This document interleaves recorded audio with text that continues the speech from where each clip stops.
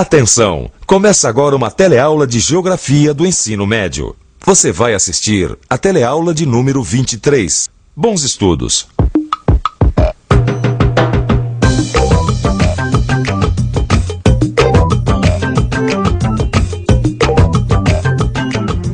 Nós vimos na aula anterior que o Brasil foi incorporando terras ao seu território ao longo dos anos, até se tornar este país continental. Na aula de hoje, nós vamos ver quais são os efeitos dessa grande disponibilidade de terra no processo de industrialização e urbanização do país. Nós vamos ver que a fronteira agrícola esteve diretamente ligada ao processo de industrialização e que a possibilidade de se deslocar de um lugar para o outro foi e é essencial para a sobrevivência do trabalhador brasileiro. Puxa vida, hein, Gil? O Brasil nem parece um país, né? Parece mais um continente. É tão grande, tão cheio de diversidades que... Um país continental, 8,5 milhões de quilômetros quadrados. Você sabe lá o que é isso, rapaz? Não, eu sei o que é isso. Nós somos o 5º maior país do planeta. Pois é, então vamos fazer uns cálculos. Espera aí, quer ver?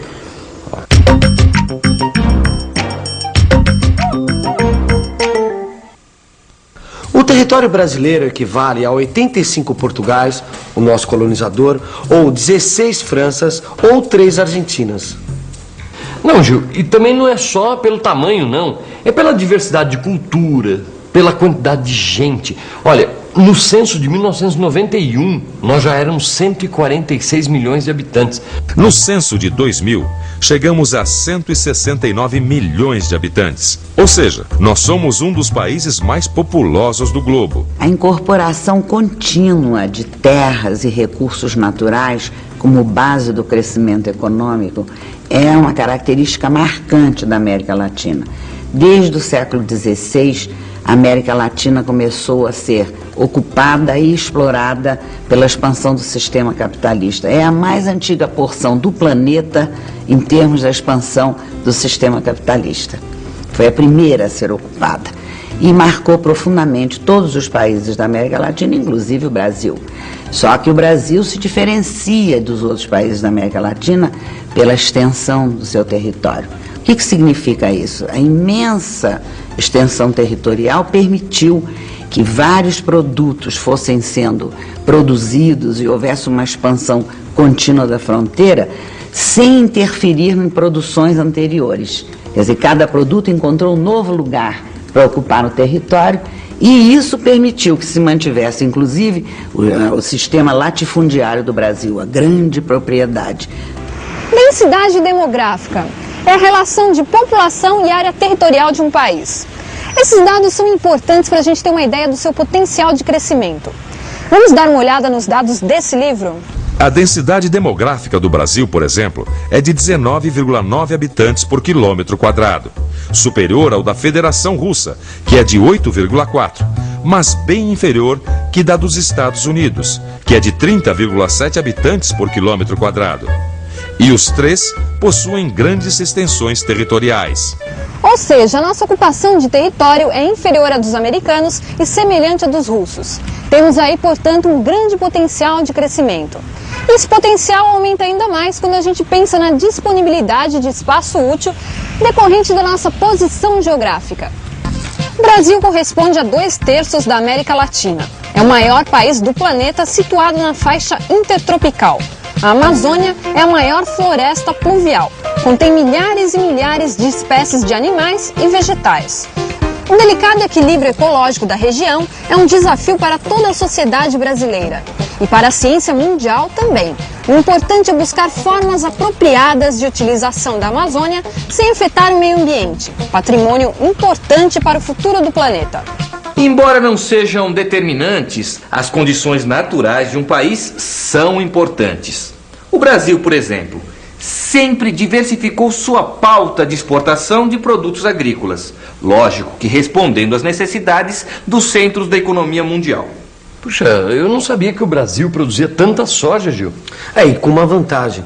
O Brasil coloca a sua soja no mercado bem na entre-safra norte-americana. Puxa, mas isso é uma coisa recente, né? Porque a soja ficou conhecida pra gente mais ou menos há uns 25 anos.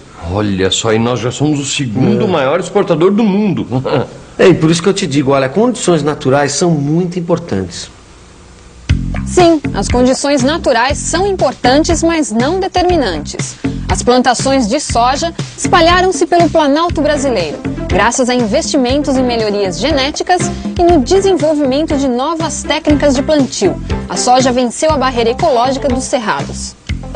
De 1970 para cá, a produção de soja nos cerrados brasileiros cresceu assustadoramente. Em 1975, os cerrados eram responsáveis pela produção de cerca de 4% da soja brasileira. Em 1980, este número atingia 14,5%. E em 2003, foram colhidas nos cerrados 31,2 milhões de toneladas de soja, isto é, 59,7% do total nacional. A economia brasileira cresceu e continua crescendo através de uma impressionante capacidade de incorporar novas terras. A grande propriedade rural brasileira, o latifúndio herdado da época da escravidão, foi um instrumento utilizado para a sustentação do poder e manteve os trabalhadores trabalhando apenas para a sobrevivência. O gasto com salários sempre foi reduzido. O salário mínimo brasileiro é um dos menores do mundo. Resultado: o consumo de calorias por habitantes no Brasil é de 3.060 por dia, inferior a Cuba, que é de 3.190 calorias por dia, ou do Egito, que é de 3.350 calorias. Então, olha, além de pagar baixos salários, o capital se aproveita da grande mobilidade dos trabalhadores. Como assim mobilidade, Gil? Os processos migratórios aumentam a pobreza e provocam o surgimento de novas frações sociais. Certo. Mais gente disponível para trabalhar. Ah, tá bom. Então aí você aumenta a oferta de mão de obra. Diminui o salário, aumenta a rotatividade de emprego e com isso surgem os profissionais polivalentes, ou seja, várias funções são acumuladas para o mesmo indivíduo, diminuindo a oferta de emprego. Tá certo. Quer dizer, uma coisa leva a outra. Você acaba criando um ciclo vicioso. Exatamente. O maior fluxo era do Nordeste para os centros urbanos do Sudeste, e em segundo para o Centro-Oeste e para o Amazonas. Nesse caso, eles estavam atrás da terra. Os migrantes estavam respondendo à política de colonização. Com a modernização da agricultura, o Nordeste deixou de ter exclusividade no fornecimento da mão de obra. Essa modernização acabou liberando a mão de obra rural por todo o país. A concentração da propriedade da terra e a modernização da agricultura acabaram expulsando os pequenos produtores do campo. Na década de 80, o Paraná foi o maior exportador de mão de obra para dentro do país. Com toda essa movimentação de gente, o Brasil acabou tendo, em escala nacional, novos segmentos de classes na estrutura social. Um novo mercado de trabalho com especificidades regionais. Nas áreas onde o mercado de trabalho é melhor organizado, como em São Paulo, assalariados rurais permanentes foram transformados em trabalhadores temporários, que vivem nas cidades e vão trabalhar diariamente no campo, os boias frias. Em áreas menos organizadas, mais pobres, menos capital, o campesinato tradicional se adaptou. Viraram semiproletários e semicamponeses. Trabalham ora no campo, ora na cidade, dependendo da estação e do que aparece. Geralmente, moram nas periferias das cidades. Com tudo isso, gerou-se uma maior instabilidade e exploração do trabalho. Esse processo manteve os salários baixos, aumentou a jornada de trabalho e liberou os patrões das obrigações trabalhistas. Nas grandes cidades, formaram-se dois tipos básicos de trabalhadores, frutos do crescimento urbano. Em São Paulo, junto com a expansão da indústria metal-mecânica, formou-se um segmento de trabalhadores mais qualificados, o operariado. Eles fazem parte da economia formal, empresas que declaram e pagam os impostos, que existem legalmente. Mas o crescimento gerou também uma economia paralela, também chamada de economia informal, que foge totalmente à regulação oficial e fazem de tudo para escapar dos impostos. Muitas nem existem legalmente. É uma fantástica massa de empregadores e empregados com as mais diferentes atividades, que vão desde o vendedor ambulante até pequenas empresas.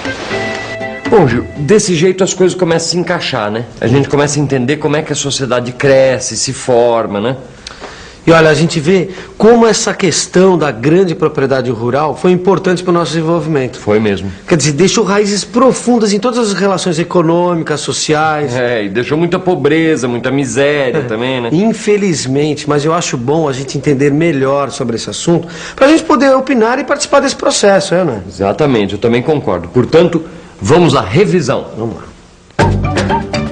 E atenção, se liga aí que é hora da revisão. Na teleaula de hoje, você viu que o Brasil é o maior país da América Latina e o quinto do mundo. Portanto, tem grande disponibilidade de terras para ocupar e de recursos a explorar. Graças a isso, o país tem conseguido integrar-se ao comércio mundial. Primeiro, como um dos grandes fornecedores mundiais de café e atualmente de soja e derivados. Tem a maior floresta pluvial do mundo, cuja exploração de forma adequada é um grande desafio.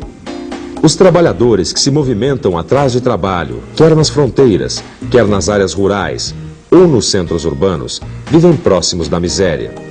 Nas grandes cidades, o operariado é o grupo mais qualificado, que recebe melhor remuneração. E uma grande massa de pessoas sobrevive da economia informal. Gostaram do tema da nossa teleaula de hoje? Interessante, né? Imagina então a próxima. Até lá e bons estudos!